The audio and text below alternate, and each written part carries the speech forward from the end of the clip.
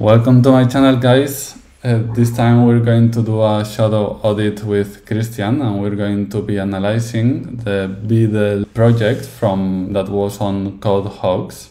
And this way we're going to see how Kristian it's approaching the audit, how the first steps look like, and yeah, we will learn from him. So Kristian, can you tell us a bit about yourself? Yep. Hello, I am Kristian, a security researcher. I've been doing contests for the past 6 months. You can find me at Kristian Apostolov on Twitter. I post content regularly there. Thank you. So you know, guys, this contest was like the first, or one of the first on CodeHawks, and yeah, it was very interesting. There were a lot of issues, and Kristian performed really well, one of the best actually. So there's no better person to go through this with than him. So yeah, let's go. Yeah, so when I open a code base like this, which is of medium size, I guess, I try and first see the biggest file so I can essentially create some sort of a mind map of complexity in my head. I try and visualize what sort of issues in understanding the code I might have.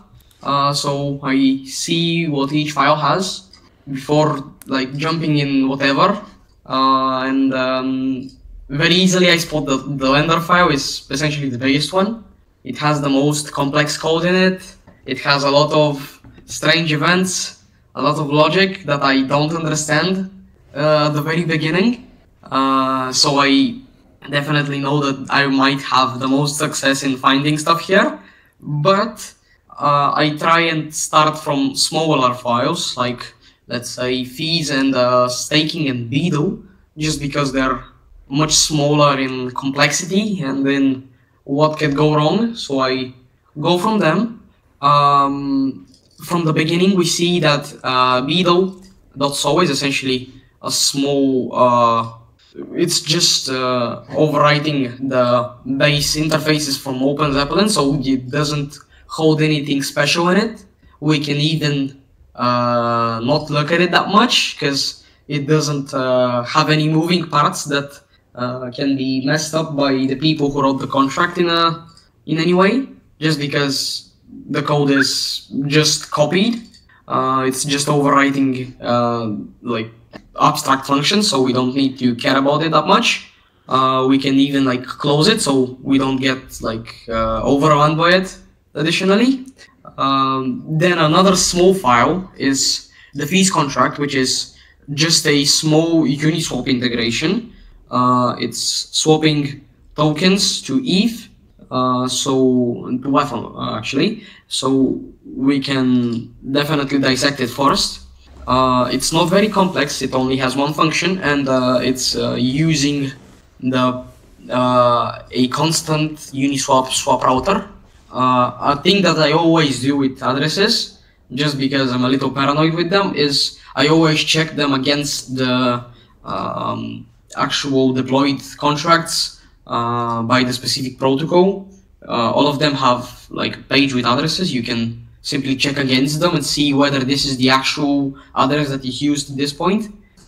Check if it's not being upgraded or something, just in case. Sell profits is the sole function of the contract. We can see that it's essentially doing a Uniswap integration, and there is a few issues that I see from just looking at it that most people have already been familiarized with through reading the very high duplication reports on Audit. Essentially, the first things I see when I look at it is that the fee pool is essentially hard-coded to the 3% fee rate, and also I see that the deadline is hard-coded to block timestamp, which isn't a valid deadline that will work.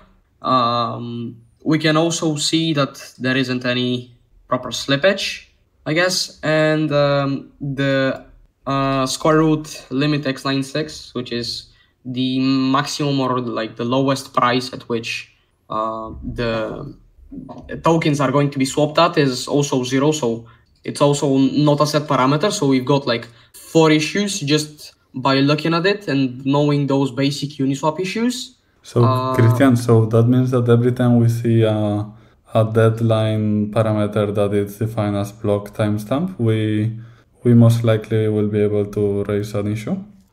Yes, because block timestamp is always the timestamp at which the transaction gets mined. So it's not going to be an effective deadline, and it's going to be able to be executed at any point in time. Okay, I see. It can be manipulated, I guess, as well. Yeah, I mean, this is a very unsafe swap, I guess. We also see that it's like just being swapped. And yeah, I don't see, like, we can probably dive deeper into it, but there is a lot of very high duplication issues that can be found in this function. There's probably even more from just looking at it. Another thing is I don't see any approval of the Uniswap contract to spend the tokens, because we are initiating the swap, but we're not approving the contract of the tokens. So how is it going to do the swap? That's the other thing. But all of those issues are stuff that you can definitely learn very fast on by researching on Solidit. So you mean that in general, when you start reading the code, then there are some things that you double check on Solidit to make sure if, okay, I can see that this is being done, this function is executed, or we're doing the transfer. Do you double check in Solidit to make sure that anything related to that function has been raised? Like, for instance, something that I did last week was I was going through some new function like meta transactions and things like that I was not aware of. So basically I went to Solidit and I added the name of that function to make sure to see if there was something raised to that, or if there are any issues around that. Is it something that you do as well? Not really. I mostly try and do the studying before any contests, like any particular thing. I simply try and think about a topic that I want to research, and I then toggle the filters on the site, and I simply read the issues. I don't really try and match stuff off of contracts. I guess this is something you can do, but I don't know a particularly good use case, because most people would also know about that issue because it's very easily duplicatable, I guess. It's essentially a framework of finding issues that other people find, and I don't know if we need to find the same stuff. We need to try and find very unique stuff in contests and not very duplicatable things. Yeah, you don't lose much time in the very visible scenarios like this, because I remember I did raise that as well, the slippage thing, but I didn't get much from that for sure. It was a high though, and yet it was not much rewarded. Yeah, I believe it paid less than a cent actually. Yeah, a few cents. Yeah. It isn't worth anybody's time to try and write that out. There is no point with that. Yeah. So yeah, I believe we're kind of fine with this function. We can return back to it when we know the whole picture of the whole protocol. But we kind of saw the first things that come to mind when looking at it, essentially. We can move on to the bigger contract, not the biggest, but the bigger one, the staking contract. From the name, we can guess that it's probably about some sort of token staking. We see some vote implementation here, and some sort of reward mechanism, I guess. This looks like a reward mechanism. So we can start from the very beginning of the contract. We see the fee distribution interface, so we know that the staking contract is somehow integrated with the fees contract that we just looked at. Then we see that the staking contract keeps some sort of a balance of reward tokens. It also keeps some sort of an index, which is probably a reward index mechanism. We also see some different variables that are being set initially. Then we see how deposit works. A red flag here is that it isn't following the checks effects interactions pattern, because it's taking tokens from you before actually updating anything. This may arise to some issue, but we are not sure of it at this point, so we can keep it in mind, or maybe even like add some comment and know that this might be some sort of a moving part for some exploit down the line.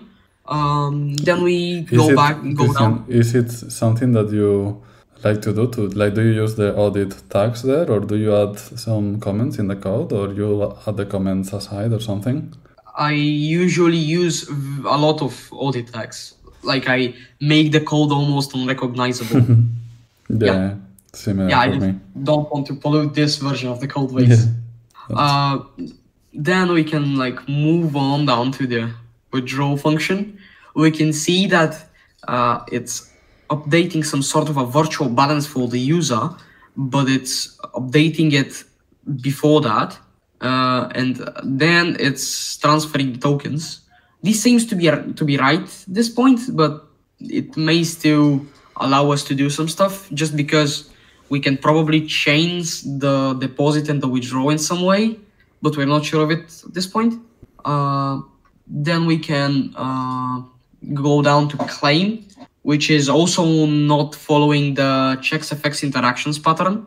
I mean, it's updating it for the user, but then it's transferring tokens, and then it's doing some other updates. It's also using the actual balance of the user, which is not a very good thing, I believe.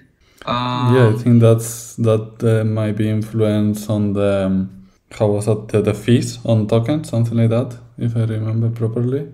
Like sometimes it's used the balance before and balance after to make sure you get the right approach, or I'm just making this up. I don't know. I'm not really sure because it was quite a long time ago, so I don't really remember much of the code. Yeah. Okay. That's the good thing. Like it seems kind of new. Yeah, that's why it's nice to go through this again. Maybe, who knows, maybe we find something new. Yeah, and then we look at the update function, which is, I suppose, for when new tokens enter the staking mechanism, because the idea of staking is to make users lock up tokens in a specific contract and to reward them for a specific duration of staking, essentially. And the first line of the function is a red flag because it's using a normal, like the actual balance of the contract, instead of using some sort of a virtual balance that gets set when the contract gets tokens from another part of the protocol. This is definitely something very influential. So when you say that it's a red flag, do you mean that that's from your point of view that there will be an issue there, or it's something that you mark to then go back, test it, and make sure that it's there's some kind of issue there? I definitely see it as something that I'll need to expand upon, and I definitely return to it right after and try and piece up a series of calls or data mutations so I can like try and break it in some way, because the end goal is to simply get some unintended behavior, and this is essentially allowing us to let's say donate tokens to the contract or do something else in order to break the contract in some way. It doesn't always need to be to extract value from it, like to steal money from it. It can be I don't know, like locking funds or messing up some mechanism. We just need to break something, make it not work as intended. That's the main goal. So this definitely can allow us to do that.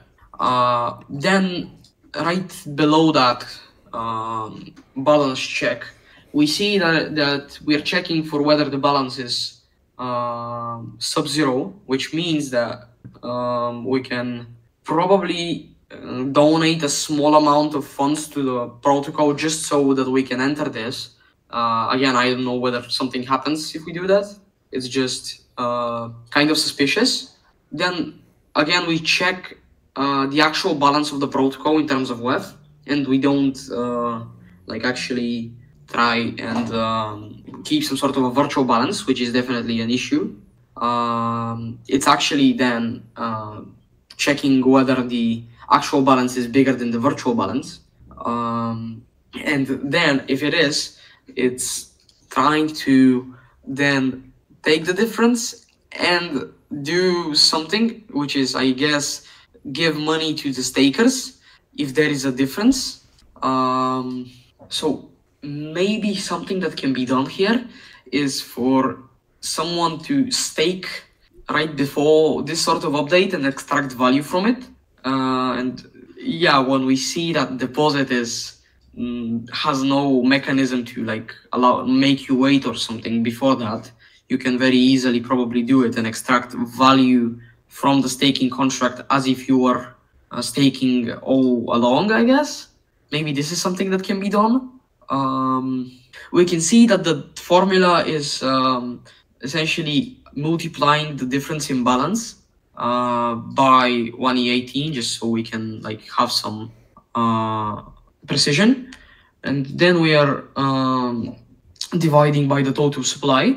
Something that can be problematic here is for the staking token. Okay, so we can, so it's assuming that the token here is 18 decimals. This may be an issue if the token is less or more, but again, this is probably a very easy issue to spot, so don't bother like doing it if it is. Then it's checking whether there is new value that was added to the protocol and whether it can be shared among all people, or wait, the ratio works this way. Yeah, so the difference times the total supply. So yeah, it's checking for whether the tokens that are present in the contract, like the state tokens in the contract, can be divided by it. So if we have like 50 stake tokens in the contract and there is a difference of 49, we will not be able to give at least one token to each user. So we won't upgrade the ratio, I guess, and it will not proceed to updating this, which may be an issue if we try and donate small amounts, which are smaller than the total supply of tokens staked. This may also be an issue if like 0.9 WEF enters into the protocol, which is not a small amount of money, and it gets divided by the total supply, which is, how much is that? I'm not sure if this is going to work as a scenario, but maybe if a smaller amount enters, the ratio is not going to be updated. But again, this is just initial thoughts, and I'm not really sure if anything is actually able to happen. Like, I'm just trying to think in some ways when I see the code. Then we see update for, which is a personalized update function, which updates the balance of each user. We see that it's first calling update, and then it's checking the balance of the user. It's checking whether they have staked, and then it's giving them more claimable tokens based on when they supplied tokens. So maybe the theory of us being able to extract value from the protocol if we stake right before some sort of token funding round is probably correct, just because it's not checking for any time parameter, but it's only checking for whether we have staked before that money entered the protocol. So this is definitely MEVable, I believe so. Yeah, it's checking the delta, and then it's adding the share. Then what is this doing? This is only updating the supply index of the user. Yeah, index. Where did we call this function? Update for, so it's called before the deposit of the user. So it's first taking those tokens, and then it's updating. A thing that arises actually is that first it's updating the balance of the contract like it gets more tokens for the contract, but the issue is that here, let's say that the contract gets another 50 tokens, but the user hasn't staked yet, and so their index hasn't been updated. They haven't staked in the contract by like how it needs to be initialized, and then it's actually, yeah, so first the tokens enter here, then we're calling the update, but if there are any upstanding tokens that need to be accounted for, we're going to come here and we are also going to count the user share in the ratio, which is probably going to lock some tokens actually. Yeah, and if something like that happens, I'll definitely just write some sort of audit tag here. So, and the first thing I will do in such a case is to simply open the tests and see what kind of tests are present for the specific contract. But I see that there isn't any test case actually present for this contract, which is very problematic in our case. In such a scenario, simply like write a test from scratch. Like I'll probably copy some of that stuff here. I'll write some basic tests for the specific scenarios I uncovered. I will try and prove the actual finding that I think I have. And most of the time, actually, they come out to false positives, which is very hard to overcome, I guess. It's not very fun when you have been thinking over some sort of a idea for a few hours or even a day, and then it turns out to be invalid. Absolutely, yeah. Yeah, it's very bad, but most of the time this is what happens, like 50% of the time, I guess. Yeah, it sometimes just comes after writing the test, right? Like you think, like you see it very obvious, oh my god, this is happening. Then you write the test and somehow you see, no, actually it's fine and it's failing properly. And then life goes on, but yeah, it hurts. Actually, sometimes even tests don't, like, because if the test has the same assumptions as you, it may even not like provide the needed proof that the finding is false, because you may have set some variables to some unusual value or something, and the invalidation of the finding comes like at a later time when it's judging time, and you see that your assumptions have been broken by someone. It's even harder to overcome that. Yeah, worth a shot though. Yeah, definitely. So we've seen that there is a lot of potential ways you can break this contract. There's probably even some stuff that we can do with chaining claim and withdraw in some way. And what do you like? I don't remember about the issues from this contest, but how about the not checking the transfer, the return of the transfer? Like it's not checking if it's successful or not. Yeah, this is another thing that is very usually present on Audit. A lot, like, this is probably the best resource for like learning such I wouldn't say trivial, but like easier to find vectors because they're not complex. I mean, they're very easy to spot. But yeah, definitely it is an issue because what if this fails and you simply don't get your money? I mean, it's a problem. Yeah, for withdrawal also, yeah. Because it accounted for you getting them, and then if it's, let's say here, it doesn't give you the balance, but it counts the balances, it still has your tokens, so first you lose your money, and then second, probably everyone else is going to lose some small amount of money because your tokens are forever in this total supply.